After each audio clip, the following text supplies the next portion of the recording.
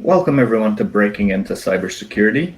As you can see, Renee is not here with us today, so it's just me. And I'm introducing our amazing guest today, Ty Sabon. Bono. I should have pronounced this ahead of time. It's all good. It's Spano. Spano. Okay, perfect. I don't want to butcher the rest of his background, so I'll let him introduce himself and get this conversation going. Cool. Yeah, I'm Ty Spano. Currently the Chief Security and Trust Officer at CISSP, business intelligence company. Previously, I was with Periscope Data, and we were acquired by CISSP back in May of this year. So I've been working through a lot of that, not sleeping as much. So excuse the eyes. It is what it is. But we are a global company. I went from basically a Series B, navigated my way for a Series E organization. It's been an amazing journey, a lot of lessons learned, but I can definitely talk about more about my background as we kind of get into the details of things. Absolutely. Well, I think first our audience would like to know how you got into the industry, how you got to where you are. Also, lends to your credibility as they're going to be taking your advice. So, why don't you feed them into your background? Sure. So, my background, I think I'm one of the earlier starts that I basically started in information security. So, previously, I'm going to just kind of kick it back. Mm-hmm. Early days, I think it was more of a breaker mentality and more a mind of curiosity. And I think I was kind of born with this mindset, and I just happened to get lucky with a career that I would say at the very beginning, I didn't think I was going to be as lucrative as it was, but it's been very favorable as far as finding my passion, the things I care about, and what I want to do with my time and the impact I want to make on the world. And with that, as a teenager and single digit child, my first computer was a Commodore 64, like it was Nice. dope. Played a lot of games, but my dad didn't use it. He was a dude that was in the Air Force as a recruiter and did a bunch of different jobs, bunch of different gigs. And I think I remember him going off to like Desert Storm. And like Go right on. before he went off, he bought us this computer and he's like, I don't know what to do with this. I don't know what you're gonna do with it, but just you figure it out. It was one of those where my dad didn't have an explicit like I'm gonna mentor you on these things. He just created opportunities for me, and I think that's where it's really favorable.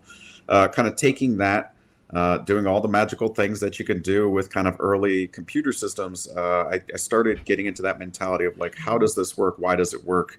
I looked at a lot of physical electronics, broke a lot of things, unpacked them, looked at the boards. And luckily, through a lot of my latter education in high school, I had the opportunity of doing electronics, AutoCAD, computer graphics. Like my high school was dope, and it was a public school. It was an amazing experience that we got to opt into all sorts of things that helped more of the creator mindset, critical Mm-hmm. thinking skills. And I think that allowed the easy transition into undergrad at Penn State University, where I got a degree in information science and technology with a focus on security. And once I left there, I was like the third class through this brand new thing, still trying to figure out what the hell to do with these young, smart kids and some not so smart that just are passionate about things. Uh, I got right into consulting. So I spent 2 years at a small firm called Protiviti. Under a whole bunch of amazing mentors that led me on this path. It was really favorable, and I can name like a laundry list of people, but big ones like Scott LaLiberty. He's still there holding it down. I get to chat with him now and then. But people like Nick Falcone, currently a CISO, more in the healthcare space. Ari Elias Backrack, he was an OG security mentor, and I remember him testing me.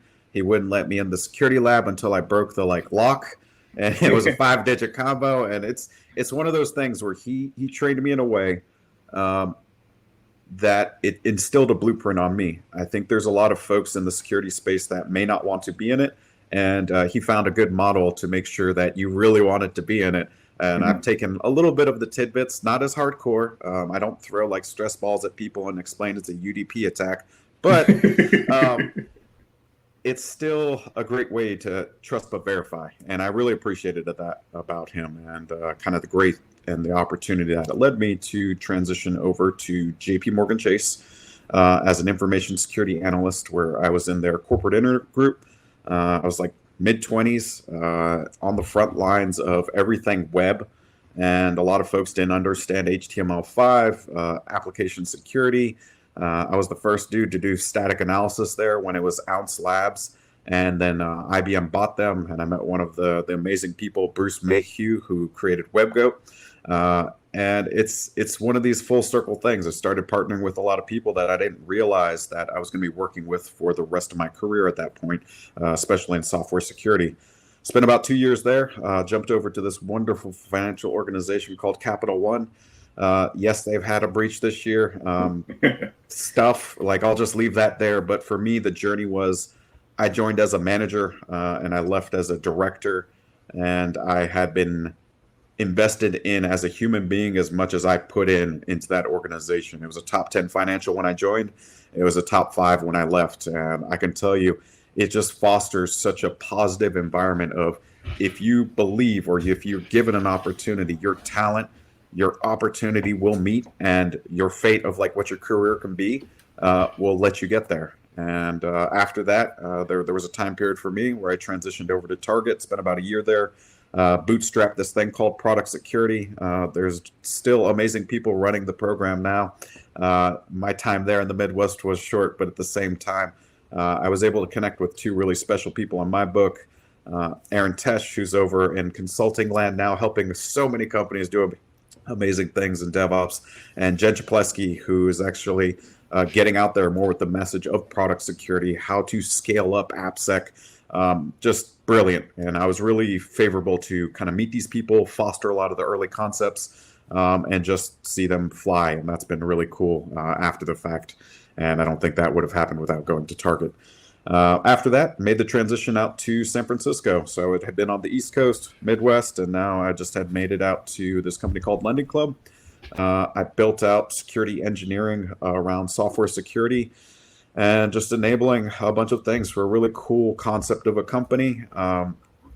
Really, you're taking peer-to-peer loans and you're kind of just making this aggregate of individuals that are maybe stuck in debt. And having worked in financial institutions for so long, I can tell you some of the scary stats of how much money and revenue is off the backs of people stuck in revolving credit. And that's something that's a core value for me, is making sure people are enabled that can achieve their potential. And a big part of this is that company enables people to kind of aggregate all of that, create one loan. I was an investor on the platform, found that they were hiring, and yeah, it was a cool year. I was able to work through a lot of interesting projects, but the biggest one for me was really getting MFA going for all customers, because of the amount of potential risk and abuse in a market with maybe lower authentication standards than just banking. And then the past 2 years have been just absolutely amazing at a Series B startup, Periscope Data, in the data analytics and visualization space, doing everything security. So everything prior to this time had been, if you didn't hear it, AppSec and product security. And now I do everything security, and it's phenomenal. It's just been a blessing to get to this point and have really strong mentors and players in my corner. I didn't name a bunch of them, but I think every relationship that you have that adds value both ways is something that you really cherish. And I just, as I'm talking, it's nice to reflect on some of those. Wow, I mean, quite a journey. It looks like you've worked in many sectors, in many different verticals, size of companies, and you really evolved across the cybersecurity field as well too, from consulting to management to being technical. So wow, quite a background there. Thank you. And it looks like you're fairly young in your career as well, and you've accomplished a lot. So I mean, kudos to you. It's my genetics. Honestly, I get this a lot. And when I was in my 20s, I think it was unfortunate.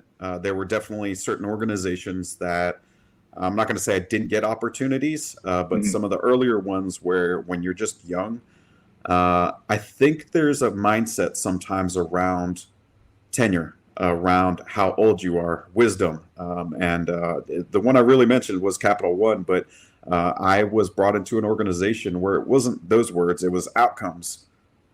Yeah. What value did you deliver? When you left today from this environment, this org, this team, did it matter?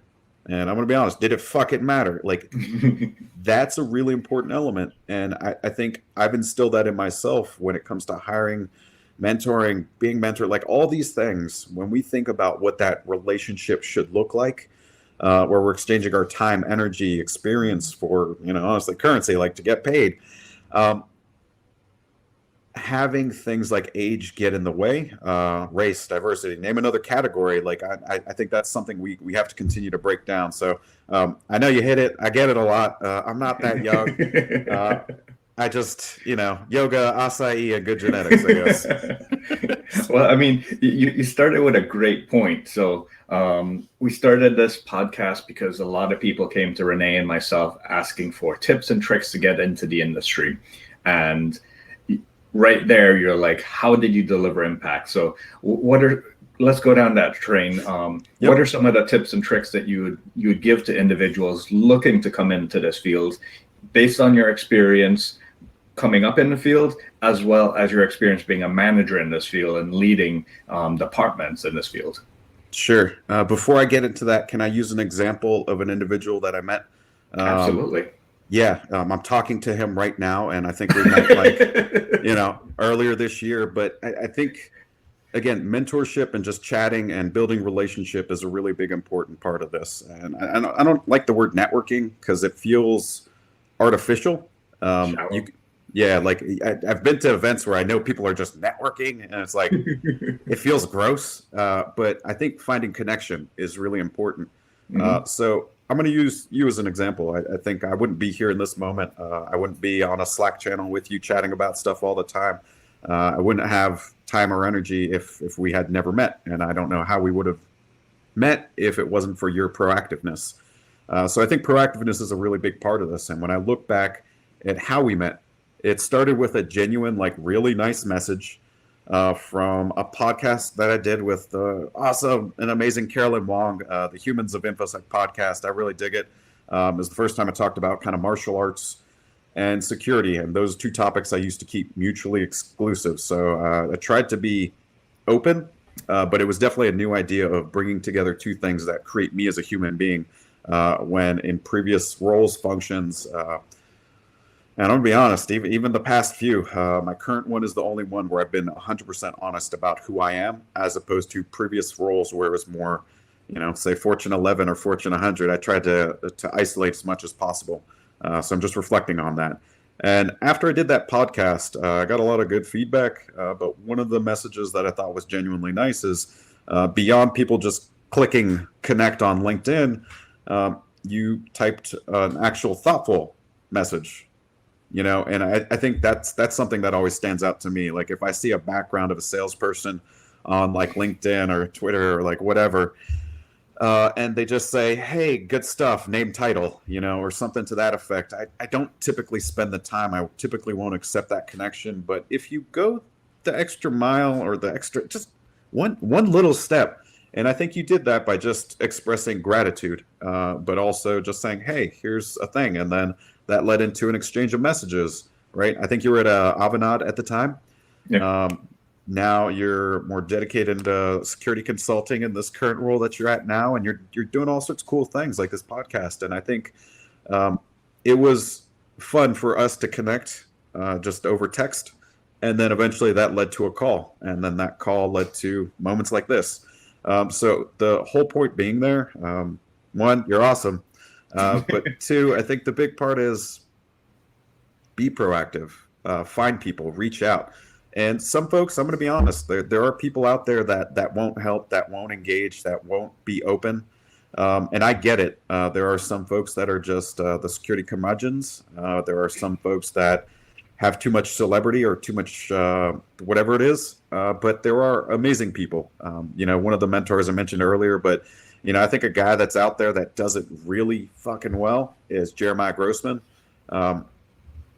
A guy that I've become friends with, and he's just socially nice, but also just a strong person where if I need advice or anything, plus people I've mentored that were mentored by him from when they worked at White Hat, that's a big part of it. And he's not one that's going to reach out and say, hey, Chris, you need a mentor? Let me do all this shit for you. Not going to be the case, right? And for the people that he had mentored in the past that happened to be on my team at a previous company, having that mutual connect and then being able to talk about that person, even talking about opportunities, that's the thing. If there are good people out there, good people want to help good people, and good people want to foster great culture, and especially in an organization or a corporation or beyond that, right? It's a community, and information security is a very large community. It's a diverse set. And I think having your own flagpole to put down, figuring out exactly what you want to do, and then I'll transition a little bit. Like I think things that we talked about, besides being proactive and finding strong mentors, it's having a development action plan. Call it a vision board, call it a 5-year plan, call it whatever you need to call it. I think it's just a matter of breaking down what are your top 3 goals in whatever time period. And then what are the sub goals that you have to achieve to really hit that top goal?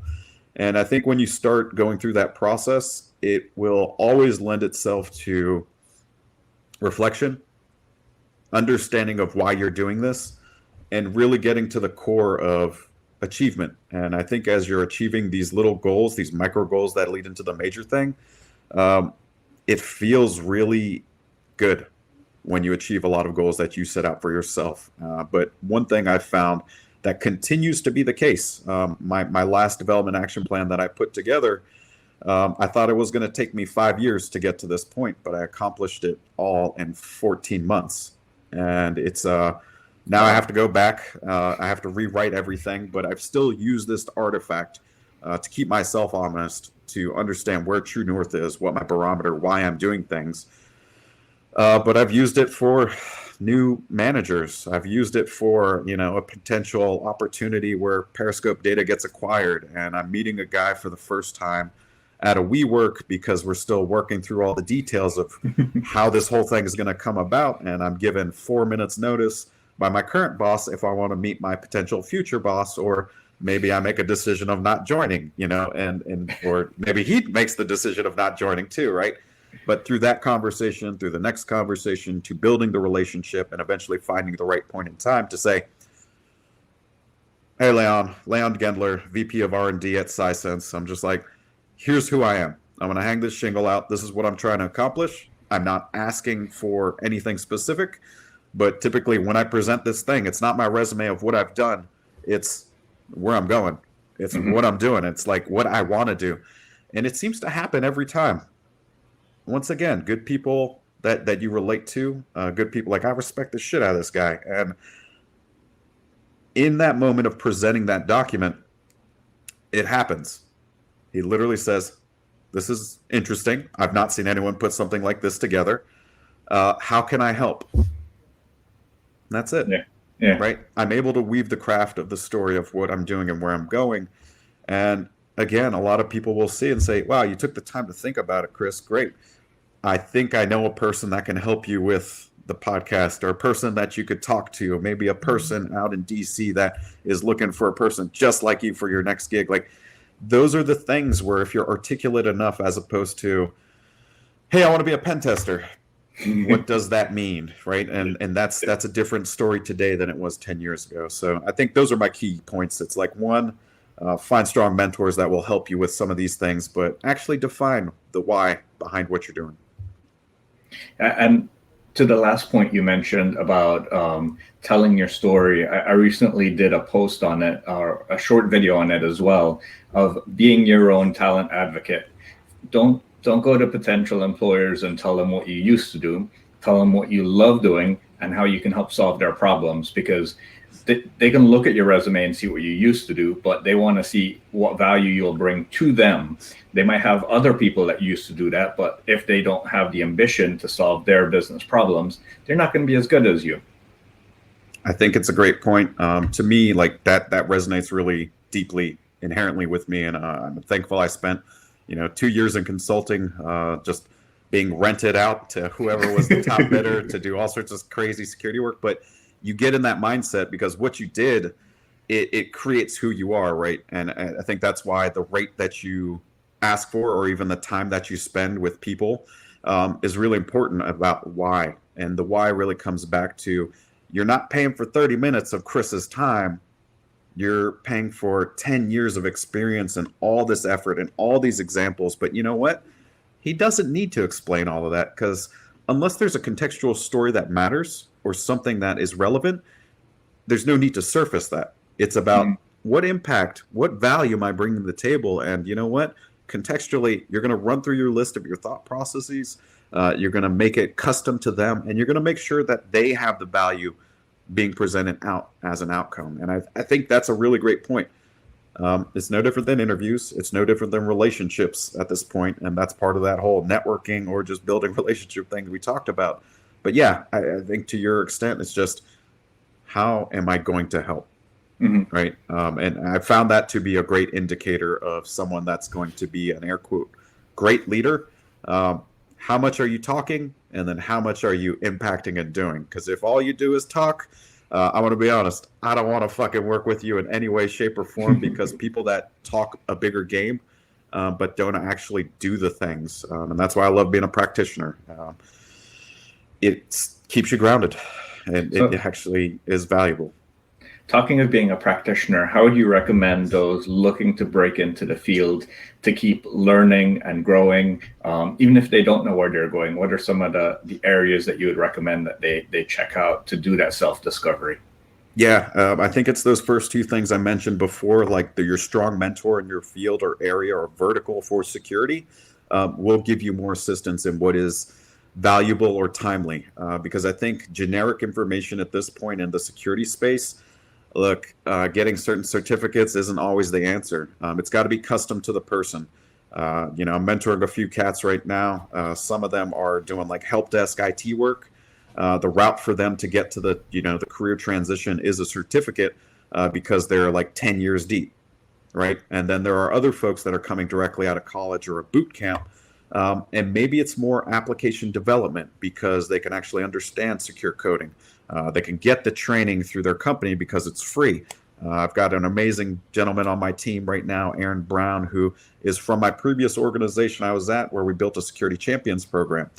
Through that, I was enabled to embed security as part of the software development lifecycle with a couple of other cool people. And with it, we were able to harness and identify really key individuals that were taking this training and learning, taking and going and becoming bug bounty researchers at night, actually changing their career path, and then having discussions where eventually they leave that organization. I check in with them as they're going through a lot of this change. And again, that's that mentorship piece.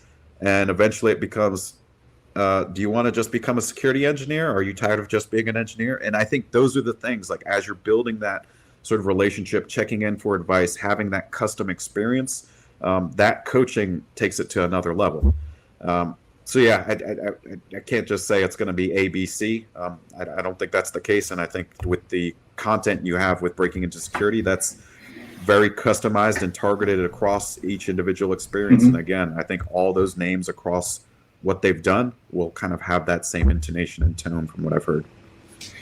And from you being a leader, what are some of the things that you do to help promote inclusiveness of the community, to ensure that there's diverse backgrounds, diverse cultures, diverse experiences that make up your team to make sure that it's the best team that it could be?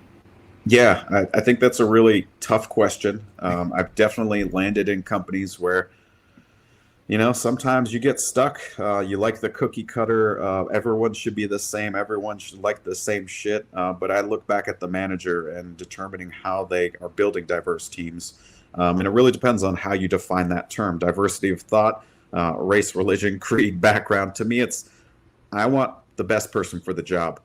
But sometimes I just want the talented person that has the ability to learn. And mm-hmm. I hire more not because of what you've done. In fact, I don't spend as much time looking at people that have the best backgrounds, that have all of the capabilities, and they're a badass because they've done X, Y, and Z at every other company, or they found this CVE that changed the game. Like, I value that. But what I really hold more valuable is someone that's looking for an opportunity. And I think that's where I've been able to find and create fairly diverse teams based on that premise, where someone that's looking for an opportunity, 100%, Chris, is going to work 100% harder than someone that is already qualified, really good at it, and they're just going through the motion. I don't like going through the motion people. I want people that, are willing to learn and grow. And I think that's the element of creating that diverse team, is that you as a hiring manager or a hiring manager of hiring managers, right?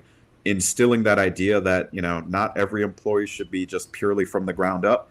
But if you have a senior talent and that's you, and you can instill a couple of lessons learned along the way, you can create opportunities for this person to learn and grow where you don't have to micromanage, but you allow them to ask thoughtful questions and give them the guidance that they're looking for. And I think that's allowed me to get lucky and have great statistics with HR where they're not usually too upset with me because it's diverse based on, sex, race, like all these things that corporate America looks for. But, in a startup, it's just part of the DNA. And I think for Periscope, it was one of the most diverse companies I was at.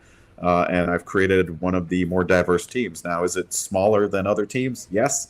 But statistically, it's still significant. And for targeting individuals that all didn't come from the ground up in security, how do you, whether from the mentorship side or the leadership side, help them highlight those transferable skills that they might have been doing in accounting or in finance or in sales or in marketing, to show the value that it has in security and how it will make them even better at their security career? I think it depends. Not everyone is meant for security. I think that's something that isn't covered as often as it should be. I think security can be a little bit tough. There are areas and verticals like incident response. If you're an incident handler, your life, your sleep patterns are all over the place, especially if you're the only IR person on the team. What's everyone's expectation? Well, that's your thing. You handle all the incidents, and that could burn you out really quickly. That's no different than some of the CISO and head of securities, people that do risk management. It can be really stressful. Some other folks take it in stride. They've built their resiliency, or maybe they're just great at hiding all this stress at this point in their career. But I want to be clear that, you have to figure out that security is the right place for you, because if you're doing a complete career change, it could be tough. And my wife's a good example of that. She's been a project manager for, like 10 years, technical project manager, so thoughtful, a great person that always asks great questions, but she's a delivery person that wants to understand how things actually work and the why that you're doing it, and building solid relationships to deliver. Now she's at a crossroad of being this amazing project manager, but also with the potential to become a manager within information security. I'm going to obviously spend the time and energy, and I've already done it, but the question comes back, does this make sense? Is this what you want? Like, can you do it? 100%, because you can grab information and knowledge and learn it and grow. But when it comes back to, do you want to do this? And I think, again, I'm not answering your question directly, but I think it's really important as part of your development plan to figure that part out. And then as you validate that is the case, it'll lend itself to knowing what is the actionable step as far as going and getting, your offensive security certification, spending time building a security lab, going out and doing Toastmasters, maybe speaking publicly or leading a boot camp. Like, there are things that kind of grant a path for you to develop those skills. But again, as someone that hires in this space, people that typically don't have the full background or just right out of college, I'm game if you're game is really what it comes down to, but you can't be faking it. Yeah. That self-discovery piece is something that I always encourage people to do, whether they're looking to come into the field or they're looking to stay, if they want to stay in the field. Maybe they had a tough experience or something like that. So we're approaching the end of the half hour, and I always ask the hardest question last. If you had to summarize everything into one piece of sage advice for someone looking to break into cybersecurity, what would that one piece of advice be? Yep, I'm just going to reverse the order based on our chat here today. So, one, make sure that you develop a development action plan or a 5-year plan, and fundamentally sit down and think about it. Don't start with that quick snippet of, I want to break stuff, I want to be a pen tester, because I think that's not actionable. 2, find the mentors that are willing to help. And mentors can be they can be long-term, they could be lifelong friends. I got a guy named Brian Orem from Capital One that I will be friends with forever. But at the same time, like if I have a tough thought and I've done the pros and con analysis, he's on my personal board of directors. Like Ty Spano as an individual and as an entity, like the thing I do is there are times where I need an extra voice, and he sometimes just lets me speak aloud, and he sometimes repeats the same words back to me, but to hear it from him allows me to know that I'm making a good choice or sometimes not making a good choice. And he's led me to a lot of my career changes since Capital One, as far as like, I'm thinking about this. What do you think? So that mentoring piece is number 2. Number 3, as you're doing that self-discovery, of course, figure out if this is for you. Like if you're going to commit, be the fucking best at it, maximize the opportunity, make the most out of this career possible. Because if you go half in and you dip the toe, and then you're like, maybe not security, you're not going to make the most possible impact. You're not going to make the most amount of pay back. You're not going to have this thing that is going to bring you joy and satisfaction. Our time on this world is limited. I think you really have to focus on where you want to be and what you're doing. And again, as a guy that looks young, thanks again, Chris, for throwing it in my face. That's a little older than most people believe. I'm finding it more, as I'm entering my late 30s, like time is precious. And that is where you really have to make sure like who you're spending it with, how you're spending it, and what you're doing with it is really important. And you have to become a little bit more selfish about it. So if you're doing everything security and making no impact versus like focus in on one vertical of like, I'm going to look at Bluetooth or telecommunications security, go be the best at that, because that will lend itself to a lot of opportunity.